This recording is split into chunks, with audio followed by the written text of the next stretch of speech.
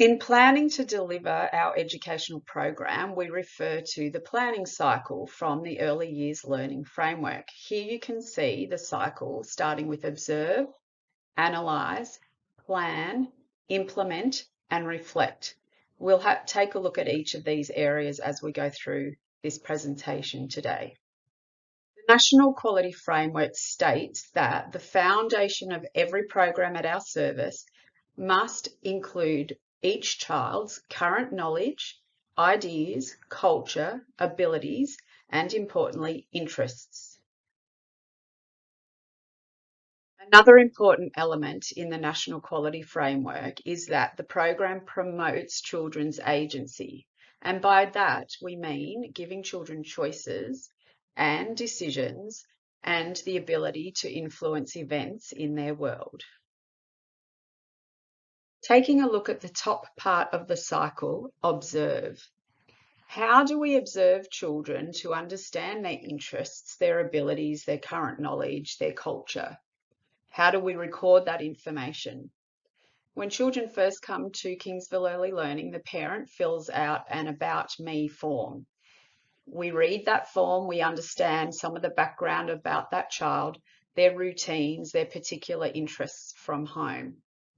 Then we move on to carrying out a baseline developmental assessment. The assessment causes you to focus on that individual child.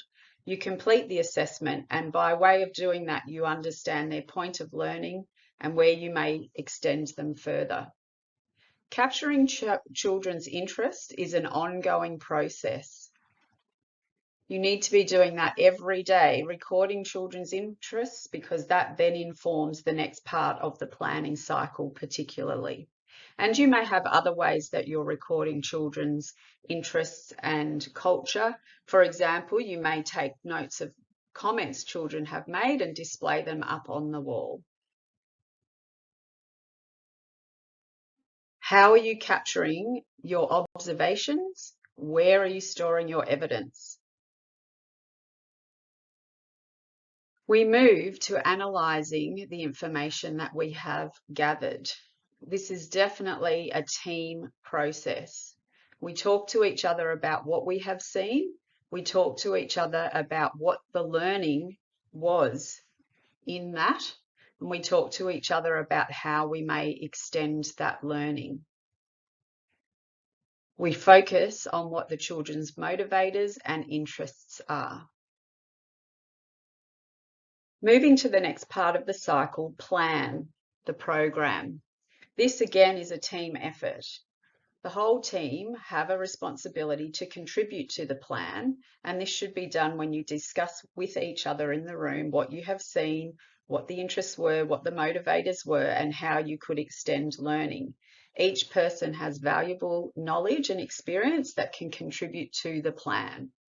The team leader will then go away and record the plan on Owner or on a PowerPoint, as some rooms are doing. And what is very important is that each plan captures what the activity is, how you will do it, that's what materials are required, and why, the educational focus. It's really important that the plan can be read by anybody coming into the room and can be implemented by anybody coming into the room. So the plan needs to have enough detail that a casual could come in and make sure the learning environment is set up to that plan. Once the plan has been completed, it must be displayed on the wall so that all educators can easily access the plan. It is also uploaded to Owner for parent access. If the department comes in for a compliance visit, plans on the wall must be current. So Monday morning means there must be a current new plan up on the wall displayed. We can't be a few days late in doing that process. We must have a current plan at all times. Now we move to implementing the plan. We set up the learning environment intentionally against the plan that has been formed. That means we select materials intentionally. We place them out to maximise learning opportunities. We often call this environment as the third teacher. Throughout the day, the experiences need to be reset. We recognise children pick up pieces and move them around indoor, outdoor. We need to reset. We need to gather those pieces back together and reset them in the appropriate place throughout the day once the children have moved away from that experience. Be prepared for the right moment for learning. So talk to your team. Who will do what when? In every room, one educator should be focused on play, whilst the other routine activities may be taking place.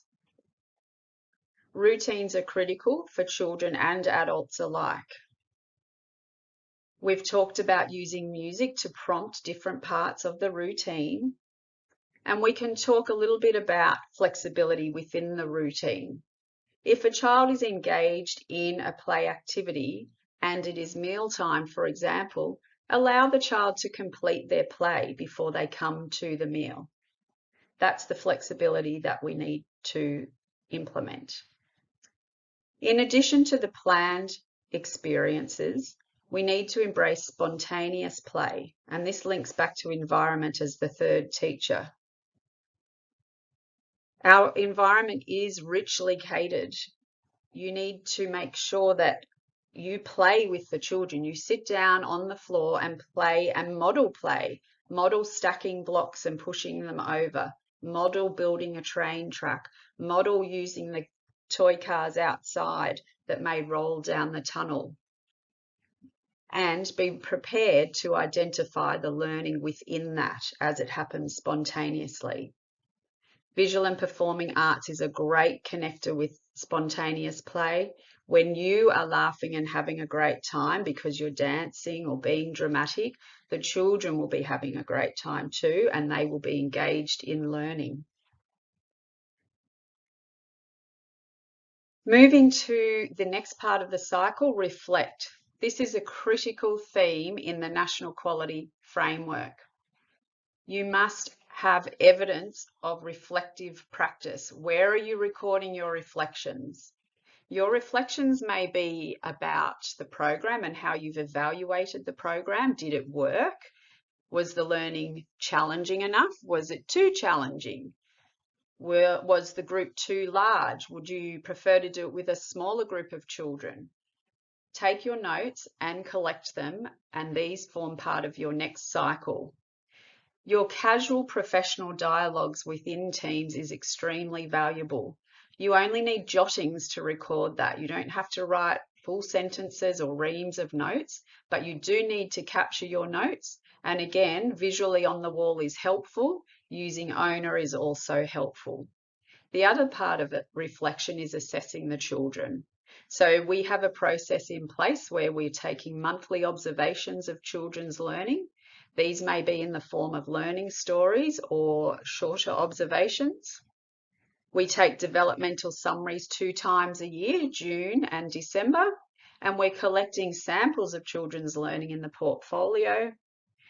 Daily posts are a significant part of reflection and evidence that we are presenting our program as per our plan. Please keep up your daily posts.